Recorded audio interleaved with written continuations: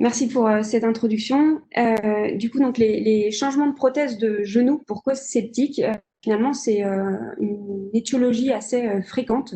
Là, c'était une étude réalisée lors des Journées lyonnaises du genou en 2018 qui portait sur plus de 1000 reprises de prothèses totales de genou. Et dans 30% quand même, c'était à cause d'une infection. Donc, c'est une chirurgie de reprise qui est fréquente et qu'il faut bien savoir maîtriser pour la réussir. Parce que c'est un vrai challenge. Il y a deux objectifs principaux dans ces reprises. Ça va être d'éradiquer l'infection et potentiellement, ça peut être très compliqué si c'est des infections chroniques à des germes résistants. Et ça va être quand même de conserver une certaine fonction de ce genou, puisque les patients, ce qu'ils vont voir, alors bien sûr, c'est que leur genou arrête de couler, mais aussi c'est de pouvoir l'utiliser de manière satisfaisante et la qualité de vie des patients est souvent remise en cause avec ces reprises. Quand doit-on réaliser un changement? On en a parlé auparavant. C'est lorsque on n'est plus dans un contexte d'infection aiguë et notamment lorsqu'on a passé le mois après l'opération. Au niveau du diagnostic, je vais pas du tout m'attarder sur le diagnostic d'infection chronique, mais il y a différentes choses à bien évaluer avant une reprise parce qu'il y a une vraie planification à réaliser. Et notamment, ça va être l'aspect cutané. Quelles sont les cicatrices? Est-ce qu'il y a des fistules? Est-ce qu'il y a des pertes de substances cutanées? Comment va-t-on gérer cela? Et quelles sont également les mobilités et les demandes fonctionnelles du patient? Après, au niveau imagerie, un certain nombre de bilans à réaliser en préopératoire. Les radios, les scanners, pour nous, c'est systématique parce que ça nous permet d'évaluer le positionnement des implants et d'évaluer également les pertes osseuses qui peuvent être assez importantes et qui sont parfois sous-estimées de façon importante à la radio. Donc, le scanner a vraiment une place importante pour planifier ce type de reprise. Et puis après, il y a la scintigraphie également pour confirmer le diagnostic. Au niveau de la stratégie, on réalise un changement à cause du biofilm, puisque à partir de 3-4 semaines, on a un biofilm qui se dépose et qui s'organise sur les implants, et un simple DER n'arrivera pas à éradiquer complètement l'infection. Il y a un risque de récidive qui est trop important pour réaliser un DER. Donc c'est à ce moment-là qu'on parle de changement d'implant. Après, la question, c'est un changement en un temps ou en deux temps. Il y a les deux possibilités. Ça dépend beaucoup du centre, mais après, il y a quelques grandes indications qui fait choisir soit le un temps, soit le deux temps, et je vais essayer de vous les présenter. En ce qui concerne déjà le changement en un temps, il y a deux indications assez larges. Il y a les patients fragiles, avec des nécessités de réduire au maximum le nombre de chirurgies parce qu'on sait qu'elles vont être mal tolérées du point de vue général. Et donc là, on va un peu pousser les indications parce que le patient a un état général qui est assez précoce, assez médiocre. Ça, c'est un cas un peu à part. Et après, il y a les autres patients. Et pour eux, ça va être des infections qui seront avec des germes multisensibles, qui seront plutôt connus et sans facteur de mauvais pronostic. Et dans ces facteurs de mauvais pronostic, on va prendre en compte toutes les chirurgies compliquées. C'est-à-dire que dès qu'il va y avoir des pertes osseuses majeures, dès qu'il va y avoir des problèmes sur l'appareil extenseur, dès qu'il va y avoir des problèmes de couverture cutanée, le changement en un temps devient à risque d'échec et à risque d'implanter une prothèse alors qu'on va avoir d'autres complications et que finalement cette prothèse qui est précieuse, qui est une prothèse de révision, on risque de devoir la changer de nouveau. Ensuite, il y a également le fait d'avoir des localisations septiques multiples. Il faut qu'elles soient gérées et si elles ne sont pas gérées lors de la dépose, il faut absolument faire un deux temps pour ne pas réinfecter une nouvelle prothèse. L'autre chose, c'est si c'est une infection hématogène, il faut que la porte d'entrée soit traitée. Et là, quelques exemples de patients où on se dit que le un temps va être compliqué. Alors, il y a des équipes qui font énormément de un temps et qui peut-être feraient du un temps pour ces patients. Mais nous, en tout cas, dès que les pertes osseuses, la chirurgie orthopédique est complexe ou qu'il y a une perte de substance cutanée importante avec la nécessité d'une couverture par lambeau, c'est une indication de chirurgie en deux temps. Et également, dès que ça devient des germes résistants et difficiles à traiter, des infections difficiles à traiter. Ça a été très bien étudié et décrit par le consensus de Philadelphie, dont on a déjà commencé à vous parler et dont M. Lustig vous reparlera par la suite. Je ne vais pas m'y attarder, mais en tout cas, je vous recommande de vous y référer. Il y a des très bons guidelines. Le succès du 1 temps, il est essentiellement lié à la sélection du patient. Il y a peu d'études, j'y reviendrai par la suite. Les études ont des niveaux de preuve qui sont assez faibles. On ne peut pas trop comparer les populations du 1 temps et du 2 temps. Mais en tout cas, lorsqu'il y a un succès, la grande majorité du temps, l'indication était très précise et correspondait à ce que je vous ai présenté auparavant. La plupart du temps, c'est des indications de toute manière de bon sens. En ce qui concerne la fistule, alors il n'y a pas de contre-indication stricte à un changement en 1 temps en cas de fistule. Ça a été étudié dans plusieurs études dans la littérature. Pour nous, la fistule, si elle est sur la cicatrice, qu'on arrivera à la parer facilement, qu'on arrivera à refermer facilement, ce n'est pas une contre-indication.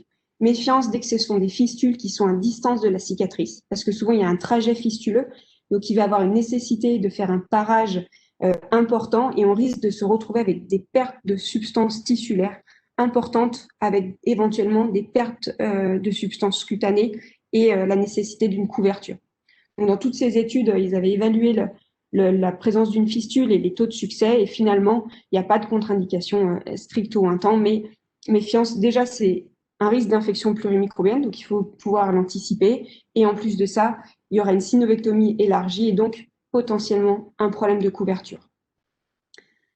En ce qui concerne la stratégie, il faut, dans la majorité des cas, connaître le germe pour être sûr que ce soit un germe qui soit sensible, qui soit facile à traiter. Donc, on réalise une ponction articulaire et ça nous permettra également d'avoir une antibiothérapie qui sera immédiatement efficace en post-opératoire et ce sera important dans le cadre d'un changement 1 temps. Au niveau de la chirurgie, on parle du 1 temps, mais en fait, c'est 2 chirurgies dans une même anesthésie. Donc, doit vraiment séparer les 2 parties, la partie septique et puis la partie de réimplantation. Pour faire un peu rapide au niveau de la technique chirurgicale, donc déjà, il faut bien discuter la voie d'abord et bien savoir quelle est la voie d'abord la plus appropriée. Il y aura toute une partie où il faudra retirer ces implants, ce sera plus ou moins compliqué. Il faudra également réaliser une synovectomie qui sera élargie, qui doit être carcinologique, surtout dans une chirurgie de changement en 1 temps. On va remettre une prothèse, on doit avoir enlevé, retiré tous les tissus qui sont suspects d'infection. Donc, la synovectomie doit être vraiment la plus étendue possible et ne doit pas du tout être économe. Et puis, bien sûr, il faudra faire des prélèvements multiples, donc de la bactério, de la napate, de la cyto, comme pour chaque infection. Ensuite, il faut évaluer les pertes osseuses et espérer qu'elles correspondent à notre planification préopératoire qu'on avait réalisée avec l'imagerie préopératoire. Évaluer éventuellement les gestes associés qui sont nécessaires et qu'on aurait pu envisager, et puis réaliser tout un lavage de l'articulation, un lavage après avoir vraiment réalisé une synovectomie carcinologique. Et puis, il y a la troisième étape qui est réalisée une fois qu'on a remis tout au propre, une fois qu'on est vraiment dans des conditions, on va dire, le plus stériles possible. Donc, on change de gants, on change éventuellement les champs et on se remet vraiment au propre pour faire cette deuxième partie. Donc là, à nouveau, on prépare l'os pour pouvoir poser une nouvelle prothèse qui sera cimentée avec un ciment qui est chargé aux antibiotiques, avec de la gentamicine et si possible de la vancomycine. Et puis ensuite, il y a la fermeture cutanée. Les avantages de ce changement en 1 temps, c'est que ça va être une seule intervention, donc une seule anesthésie, une seule hospitalisation, un risque de surinfection qui sera potentiellement diminué puisqu'il n'y aura pas plusieurs reprises. La morbidité sera moindre et au niveau fonctionnel, il y aura une récupération qu'on peut espérer meilleure et plus rapide, même si dans la littérature, ça ne semble pas aussi évident que ça. Au niveau des inconvénients, c'est une chirurgie qui est compliquée, qui est longue, qui nécessite quand même un certain temps. Il faut absolument que le nettoyage soit le plus complet possible. Et là, on doit être vraiment hyper rigoureux, comme pour un cancer. L'antibiothérapie initiale doit être efficace. C'est pour ça qu'on réalise des ponctions afin de connaître le germe responsable de l'infection. Et après, il faut se méfier des gestes associés, puisqu'ils vont être réalisés dans un environnement qui sera quand même septique, même si on s'est remis au propre. Donc, tout ce qui est greffe osseuse, ostéotomie, ostéosynthèse, il faut s'en méfier parce qu'elles sont réalisées dans un contexte septique. Donc, la planification est très, très importante. Au niveau de l'antibiothérapie, ce sera donc une antibiothérapie post-opératoire efficace immédiatement, intraveineuse pendant 15 jours et puis adaptée secondairement par nos infectiologues avec une durée assez prolongée d'au moins 3 à 6 mois. Au niveau des résultats, finalement, il y a peu de séries de changements en un temps sur les prothèses totales de genoux. C'est des études qui sont rétrospectives, qui ne sont pas randomisées, qui ne sont pas bien comparables, puisque finalement, les populations des changements en un temps et des changements en deux temps ne sont pas similaires dans la littérature. Et donc, il y a des résultats qui semblent similaires aux deux temps, mais avec des populations peu comparables. Alors, quelques exemples. Donc ça, c'était une méta-analyse sur 10 études, sur 400 prothèses, qui retrouvaient 10% de taux de réinfection dans un changement en un temps contre 12% pour du deux temps, donc sans différence significative, avec des résultats fonctionnels qui étaient assez similaires. Une autre étude, un symposium de 2014, qui étudiait 28 en RPTG en un temps contre 74 en deux temps, qui à nouveau retrouvait l'absence de différence significative entre les deux types de chirurgie. Il n'y avait pas de récidive septique après du un temps et 7% après du deux temps, mais ce n'était pas significatif. Une étude, une revue systématique sur plus de 200 patients qui là retrouvait également un peu moins de taux de récidive infectieuse dans du un temps comparé à du deux temps, mais sans que ce soit significatif. Donc des résultats qui sont quand même assez encourageants pour le un temps et sans vraiment différence significative avec le deux temps. En ce qui concerne le changement en deux temps, donc c'est finalement les contre-indications du changement en un temps. Et c'est à nouveau bien détaillé dans le consensus de Philadelphie. Ça va être toutes les infections des germes résistants et qui vont être difficiles à traiter, tout ce qui est perte osseuse importante et tout ce qui est problème de couverture cutanée, ce sera des indications de changement en deux temps. Et en plus, l'avantage, on va dire, du changement en deux temps, c'est qu'on peut être légèrement plus économe sur les tissus, c'est-à-dire que la synovectomie, la résection osseuse pourrait être légèrement moins carcinologique que dans un contexte de un temps, et lorsque c'est la xème reprise, ça peut être intéressant. Au niveau de la stratégie chirurgicale, alors, comme pour le un temps, on réfléchit bien à la voie d'abord, on réalise à nouveau des prélèvements multiples, on réalise l'ablation des implants et du ciment, ce qui peut être parfois particulièrement compliqué, mais c'est important de vraiment retirer tous les corps étrangers présents dans ce genou. Le ciment, on a différentes techniques pour pouvoir l'enlever lorsque c'est compliqué. On peut faire des fenêtres osseuses, on peut utiliser des systèmes d'ultrasons pour l'enlever plus facilement. En tout cas, ça nécessite d'avoir été anticipé à l'avance. Et c'est vraiment important dans la chirurgie septique de reprise, c'est qu'il faut une planification très rigoureuse auparavant. Ensuite, on va évaluer également les pertes osseuses et tissulaires, toujours réaliser la synovectomie qui sera étendue, qui sera peut-être légèrement moins étendue que dans du un temps, mais qui sera quand même carcinologique. Et puis, on réalise un lavage intensif.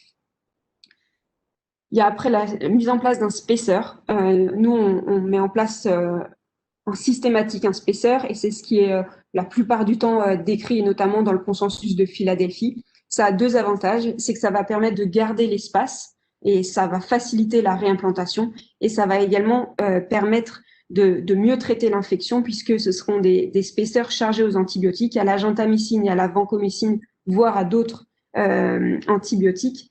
Donc c'est vraiment les deux actions qu'on souhaite avec ce spacer.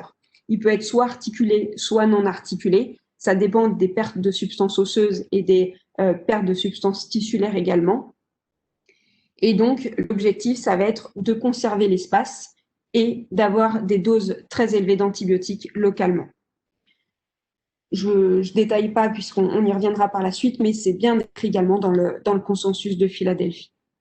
Ensuite, il y a la fermeture cutanée qui nécessitera plus ou moins un lambeau qui sera fait plus ou moins dans le même temps ou un peu à distance. Le docteur Brosset y reviendra par la suite. Mais en tout cas, il faut avoir anticipé cette fermeture cutanée pour avoir soit les chirurgiens qui sachent le faire, soit avoir anticipé la reprise secondaire pour cette couverture cutanée. Après, il y a l'entre-deux, où là, il y a le diagnostic microbiologique, l'adaptation des antibiotiques, éventuellement de la rééducation si c'est un spesseur articulé. Et puis, on vérifie que tout rentre dans l'ordre au niveau marqueur biologique, au niveau de la cicatrice, au niveau de tous les marqueurs disponibles. La durée de l'entre-deux est pas consensuelle. C'est entre 2 semaines et plusieurs mois. Nous, on réalise 6 semaines, voire 3 mois lorsque ce sont des reprises compliquées, lorsqu'il y a notamment la nécessité d'un lambeau. Pour la reconstruction, ça nécessite à nouveau d'avoir bien anticipé la chirurgie, de la voie d'abord, avec éventuellement la reprise d'un lambeau, comment on reprend le lambeau, est-ce qu'il faut le chirurgien plasticien, quel type d'implant il faut avoir, quel type de ciment, puisque ce sera du ciment chargé aux antibiotiques, donc il faut l'avoir anticipé. Ensuite, il y a le positionnement des implants, comment gérer les pertes osseuses, comment gérer l'appareil extenseur, et puis la fermeture cutanée. Donc, on réalise à nouveau des prélèvements pour vérifier qu'il n'y ait pas une surinfection, ce qui peut arriver surtout en cas de temps. On gère les pertes osseuses, soit avec des reconstructions osseuses, avec du trabéculaire métal, avec des cônes, des sleeves. On a différentes options. Il faut simplement l'avoir anticipé pour avoir le matériel nécessaire, que ce soit des trabéculaires métal ou des mégaprothèses, il faut avoir tout anticipé. Le ciment sera chargé aux antibiotiques. Dans l'idéal, on peut mettre de la gentamicine et de la vancomycine avec le copal. Mais en tout cas, il faut qu'il y ait des antibiotiques dans le ciment pour augmenter les chances de succès. Et puis après, il y a d'autres choses des fois à gérer, comme l'appareil extenseur. Des fois, il peut y avoir une nécessité de reconstruire cet appareil extenseur avec des allogreffes, avec des bandelettes de prolène. Et puis après, il faut gérer la fermeture cutanée. Au niveau des résultats, donc, comme je vous l'ai dit auparavant, il y a peu d'études. Elles sont non randomisées, difficilement comparables. Mais en tout cas, il n'y a pas de différence majeure entre le 1 ou le 2 temps. Et donc ça, c'était pour vous montrer les taux de succès dans le 2 temps. Ça va de 70 à 90%, donc c'est assez similaire finalement au 1 temps. Et finalement, sur le taux de mortalité, il y a peu de différence entre le 1 et le 2 temps. Donc ça va être vraiment le patient qui va faire l'indication chirurgicale. Donc en take-home message, déjà, il faut pas hésiter à se référer au consensus et on va vous en reparler. C'est un travail d'équipe. On a besoin des microbiens, on a besoin des infectiologues, on a besoin des chirurgiens plasticiens. C'est vraiment un travail de groupe.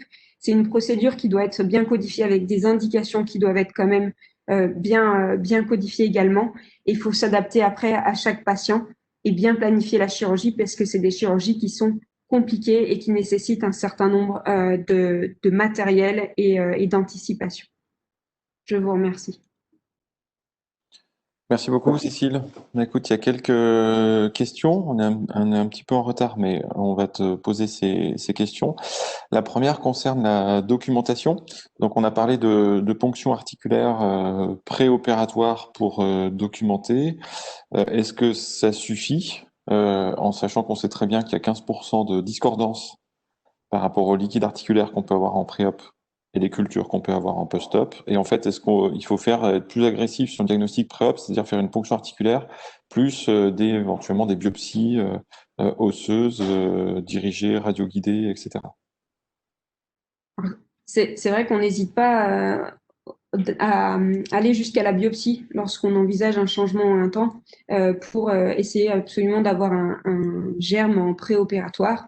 Après, c'est pas une contre-indication, vous me corrigerez si je dis une bêtise, mais c'est pas une contre-indication pour nous de ne pas avoir le germe en préopératoire pour un changement en un temps lorsque toutes les autres conditions sont plutôt réunies, c'est-à-dire que la chirurgie est plutôt simple, sans problème cutané, et qu'on suspecte pas des problèmes de résistance très importants liés à l'historique du patient. Oui, c'était le sens d'autres questions, c'est-à-dire que si on peut pas faire de ponction, parce que ça arrive parfois, notamment sur la hanche, où le genou peut être sec, est-ce qu'on peut quand même faire un changement en un temps? Donc la réponse est plutôt oui, si tous les feux sont entre guillemets au vert, et même si on a un germe résistant, et ben avec le traitement antibiotique, on a les moyens de le traiter. Et donc la condition, c'est que qu'il n'y ait pas d'autres problématiques chirurgicales, type problématique d'appareil extenseur ou autre. Et quels pourraient être, par exemple, ce type de problématique qui fait que du coup, on partirait d'emblée sur du 2 temps? Bah, t'en as parlé un petit peu.